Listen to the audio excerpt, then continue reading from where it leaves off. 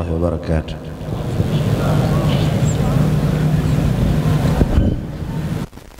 الحمد لله رب العالمين، وصلى الله وسلم وبارك على النبي الأمي الهادي إلى الصراط المستقيم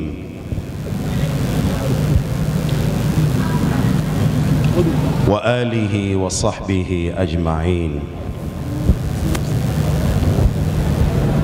وبعد،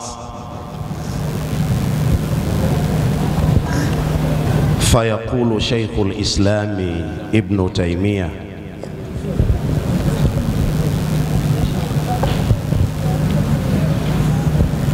لم ينعم الله سبحانه وتعالى على أهل الأرض نعمة أعظم من إرسال محمد صلى الله عليه وسلم إليهم.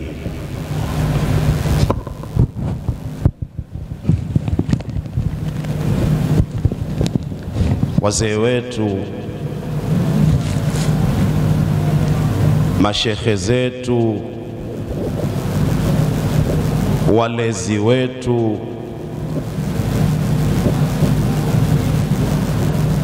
wanafunzi wenzangu na hadhiruna kwa ujumla,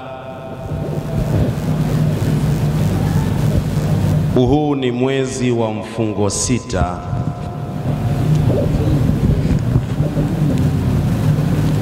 unaojulikana kwenye Kiarabu kwa jina la Rabiul Awwal.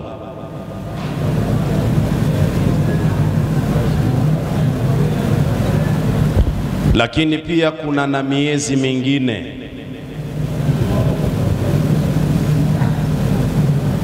Ukiondoa mwezi huu, Allah ameuteua mwezi huu maalumu Rabiul Awwal, mwezi wa mavuno, amlete ndani ya mwezi huu Mtume Muhammad,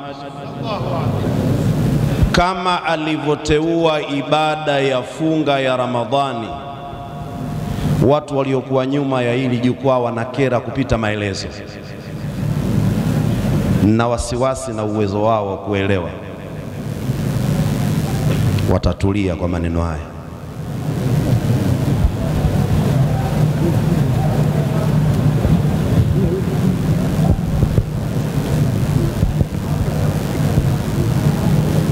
Aliteua Mwenyezi Mungu ibada ya funga ya Ramadhani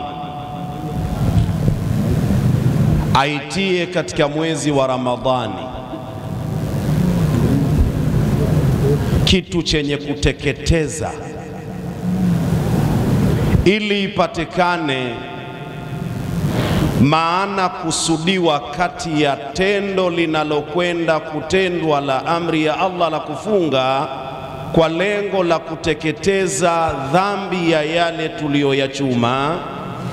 Na ndiyo hivyo hivyo akamchukua Mtume Muhammad akamleta katika mwezi wa mfungo sita, ili watu wavune mwezi wa mavuno kwa mafundisho, kwa tabia, kwa mienendo aliyoileta huyu bwana mkubwa Nabii Muhammad sallallahu alaihi wasallam, mtume ambaye Allah ametutaka mambo matatu kutoka kwetu sisi juu yake.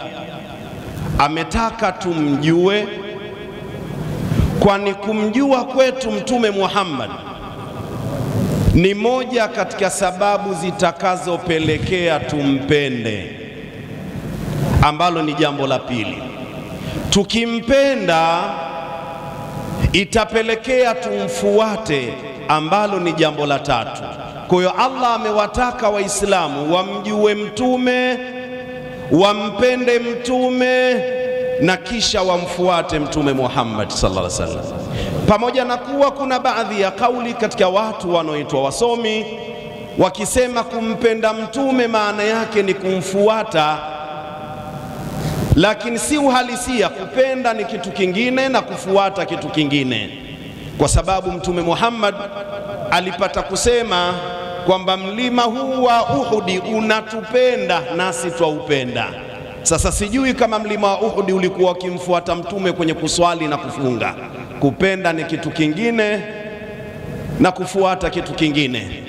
Kigogo alichokuwa akikiegemea bwana mtume Muhammad sallallahu alaihi wasallam katika hutuba yake pale msikitini Madina, kililia kwa mapenzi ya kumpenda mtume sallallahu alaihi wasallam.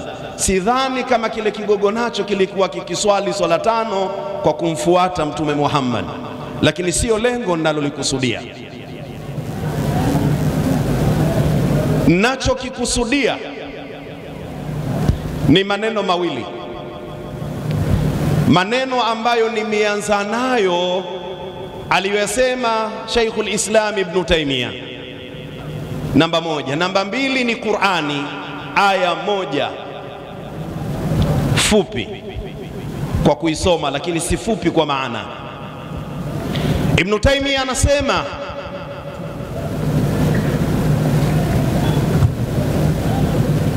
ma an'ama Allah lam yan'am Allah subhanahu wa ta'ala ni'matan ala ahli al-ard min irsali a'zama min irsali Muhammadin sallallahu alaihi wasallam ilayhi.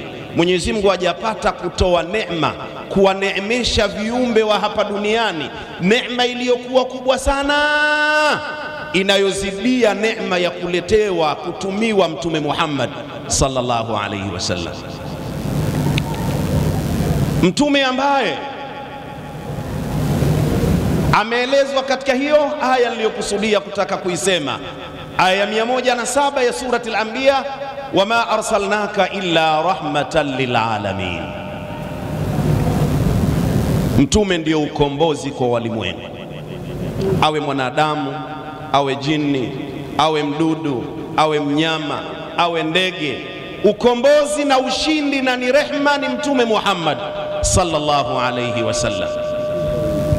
Lakini rehma hii unatakiwa usafiri nayo mbali zaidi. Amani ya nyumba unayoishi Mwenyezi Mungu ameiambatanisha katika mwili wa bwana mtume Muhammad. Ukitaka amani kwenye nyumba yako, mtie mtume Muhammad katika nyumba yako. Ndoa yako ina tabu, muweke katika ndoa yako mtume Muhammad sallallahu alaihi wasallam. Biashara yako mitihani, mtie mtume Muhammad kwenye biashara yako. Kila jambo lako, wakulima na kadhalika na kadhalika, ikiwa sura ndiyo hiyo kwamba mtume Muhammad sallallahu alaihi wasallam ndiyo ukombozi, ndiyo ushindi, ndiyo kila kitu, tafsiri yake apendwe sana, athaminiwe sana mtume Muhammad sallallahu alaihi wasallam. Lakini sambamba na kumpenda mtume, ili ionekane umempenda kikweli, wapende pia wale waliomsaidia kazi hiyo. Mtume Muhammad mpaka unafika Uislamu kwa wandengereko, kwa kina Shekhe Jongo na kina Shekhe Mkoyogore, alikuwa anasaidiwa na wake zake. Wale ndio waliokuwa wakimuandaa kwenda kufanya kazi ya da'wa, na ndani kukiharibika, usishangae mtu akasema amma ba'du, badala ya kusema ndugu zangu katika imani akasema kina mama wenzangu. Kafurugwa ndani. Apendwe sana mtume Muhammad, lakini wapendwe na kuheshimiwa sana wakeze mtume Muhammad, kama ilivyokuja katika Ahzabi aya nambari 6, an-nabiyyu aula bil mu'minin wa azwajuhu ummahatuhum. Mtume ndiyo nambari 1. Mtume Muhammad sallallahu alaihi wasallam, an-nabiyyu minan nabwa, mtukufu wa daraja nabii Muhammad, ndiyo nambari 1 kwa waumini kulikoni wao wenyewe. Ukijiona wewe fulani fulani fulani ni bora katika taifa lako, katika jamii yako, katika nyumba yako, lakini ubora ulionao haufikii, sikuzidia, haufikii ubora wa mtume Muhammad. Lakini si kama haitoshi, wa azwajuhu ummahatuhum, wakeze wa mtume ni mama zao hao waumini. Ukimpenda mtume, wapende wake zake. Naamini hata kama atakuwa mamako wa kufikia, kwa sababu ndiyo anayemburudisha babako. Ukimtukana chupu chupu, kama sio hakika utakosa radhi ya babako. Umtukanie na kumvunjia adabu babako kwa mkewe, babako hawezi kukufumbia macho. Lakini pamoja na yote, tuwapende masahaba wa Bwana Mtume Muhammad sallallahu alaihi wasallam. Haiwezi kuwa kwamba wewe wampenda Mtume sallallahu alaihi wasallam. Hebu chukua mfano Abdullah ibn Uthman maarufu kwa jina la Abu Bakrin radhiyallahu ta'ala anhu wa arda, alikubali kuvumilia machungu. Wewe ukitaka kufanyiwa operation unapata sindano, vinginevyo utakimbia. Alipoumwa katika shimo, kwa kuvumilia asimkere, akamshtusha kwenye usingizi Mtume Muhammad sallallahu alaihi wasallam. Yeye ametoa pesa zake kumwajiri mtaalamu wa chochoro ili wafike salama Madina, kafungua mfuko wake kwa ajili ya Mtume. Kuna kila sababu ya kuwapenda. Laqad radiyallahu 'anil mu'minin idh yubayi'unaka tahta ash-shajara. Watieni masahaba wa Mtume katika nyumba zenu. Mtume anasema Allah Allah fi ashabi la tattakhidhuhum gharadan min ba'di faman ahabbahum fabihubbi ahabbahum wa man abghadahum fabibughdi abghadahum. Mtume anafanya ighra kwa Wazaramu, wanasema mabwana, chonde chonde fi ashabi fi takhsis, chonde chonde kuhusu masahaba zangu, chonde chonde. La tattakhidhuhum gharadan min ba'di. Gharadhu wanajua akina Mandonga. Musiwafanye masahaba zangu kuwa panchibegi la kujifundishia ngumi. Waheshimuni. Mtume akasema yeyote atakayetokea kuwapenda masahaba, basi mtambueni huyo fabihubbi bausababia, kwa sababu ya kunipenda mimi. Ahabahum, ndio maana aliwapenda masahaba. Waman abghadahum, na yeyote ambaye atawasema vibaya na kuwachukia masahaba min ghairi istithna, fabibughdi abghadahum. Musishangae huyo kwa sababu amenichukia mimi ndio maana anawachukia masahaba zangu. Na waombeni ndugu zangu katika imani, hii dunia na tutaondoka lazima. Hii ni dunia, tutaondoka lazima kwa umri wowote. Lau kanati dunya tadumu li ahliha lakana rasulullahi hayyan wa baqiya.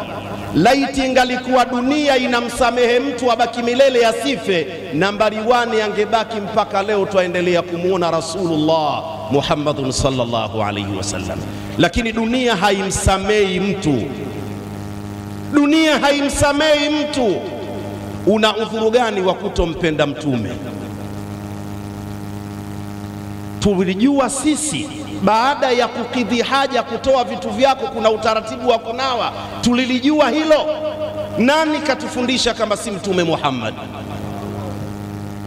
Tulijua sisi ustaarabu unawe kabla ya kula na unawe baada ya kula. Tulilijua hilo. Nani katufundisha ustaarabu huo kama si Mtume Muhammad sallallahu alaihi wasallam? Kwa nini tusingekuwa kama mbuzi? Kwani mbuzi naye hana mpenzi? Lakini mbuzi haoi, akitaka la kwake anafanya amuavyo. Dada, shangazi, mama mdogo na hivi na hivi, wote kulluhum ajma'in. Lakini ustaarabu kwamba uwe na mke uoe kwa taratibu, nani katufundisha kama si Mtume Muhammad? Una nini wewe? Udhuru wako nini usimpende Mtume aliyotufundisha utu? Lakini kuna watu walijitolea kumtetea, kumlinda, kumpambania. Mpaka Waswahili wanasema, wazee mashuhuda, kidole kimoja hakivunji chawa. Angekuwa peke yake Uislamu usingefika Msanga Ngongere. Kuna watu walimpambania. Ukisoma katika tarikhul Islam, Uislamu ulifikaje Afrika? Mtume hakuja Afrika, Mtume katuma masahaba zake, wamekuja masahaba Afrika. Una udhuru gani wa kutowapenda masahaba ambao wao ndio waliouleta Uislamu Afrika huku? Una udhuru gani ya kutowaheshimu na kuwapenda wakeze Bwana Mtume Muhammad sallallahu alaihi wasallam ambao hao ndio waliotajwa kuhusu mimi na wewe na yeye? Aya nambari 21 surati Rum, wa min ayatihi an khalaqa lakum min anfusikum azwajan litaskunu ilaiha. Sakina ya Mtume ilikuwa kwa wake zake, au ilikuwa wewe na babako? Sakina ya Mtume ilikuwa kwa wakeze. Mtume alitulizwa na wakeze. Wakeze wale tusipowapenda tutakuwa timamu, sie? Hadha wabillahi tawfiq, wassalamu alaikum wa rahmatullahi wa barakatuh.